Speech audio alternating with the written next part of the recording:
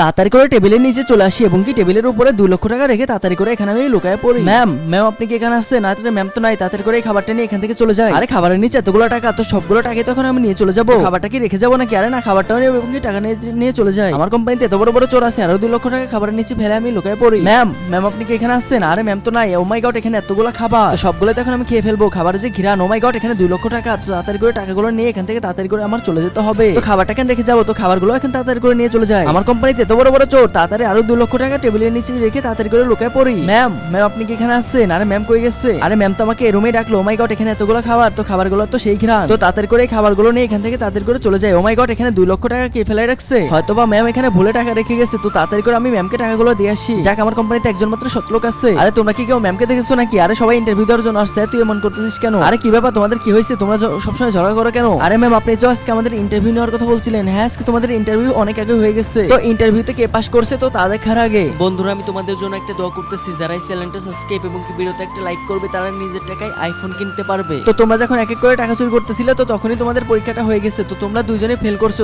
শুধুমাত্র এই মেয়েটাই পাস করছে, তাই তোমাদের এই চাকরি থেকে আজকে বাদ করে দিব। তো পার্ট 2 দেখার জন্য অবশ্যই সাবস্ক্রাইব করে রাখো।